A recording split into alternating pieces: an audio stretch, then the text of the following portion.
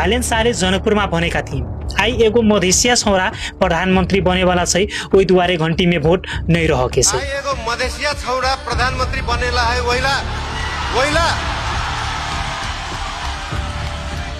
I एगो Madhesia PM बने वाला है, वहीला घंटी में वोट नहीं रहेके, सही लोग आवे वाला है, वहीला घंटी में वोट रहेके। काठमाडौँबाट उठेको एउटा आवाज आज विश्वकै शक्तिशाली सूचीमा परेको छ।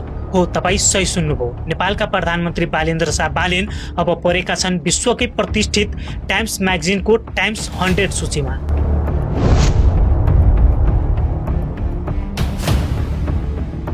पैंतीस वर्षकै उमेरमा काठमाडौँको मेयरबाट सिधै देशका प्रधानमन्त्री र अब विश्वकै प्रभावशाली नेताहरूको सूचीमा उनको नाम सार्वजनिक भएको छ। सन् 2026 को टाइम्स 100 सूची सार्वजनिक गर्दै टाइम्स म्यागजिनले बालेन्द्र शाहलाई लिडर क्याटेगोरीमा राख्दै दक्षिण एसियाली राजनीतिमा नयाँ लहरको रूपमा उनलाई चित्रण गरिएको छ।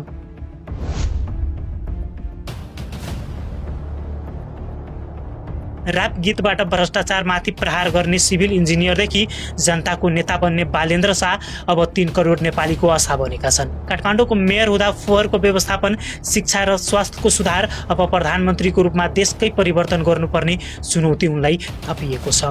टाइम्स म्यागजिनका अनुसार बालेनको उदयले दक्षिण एसियाको वंशजवादी राजनीतिलाई ठूलो झट्का दिएको छ।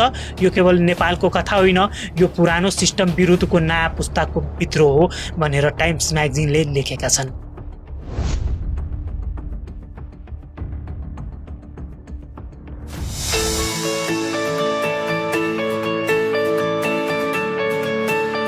Hotel city palace guest house and family restaurant अत नास्ता खाना रह के संग संग शुभ कार्य के लेल पार्टी पैलेसक सेहो उचित व्यवस्था रहल अछि।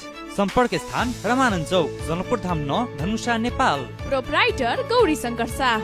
संपर्क फोन नंबर 041 524 009, तैना मोबाइल नंबर 98 258 55 6 64।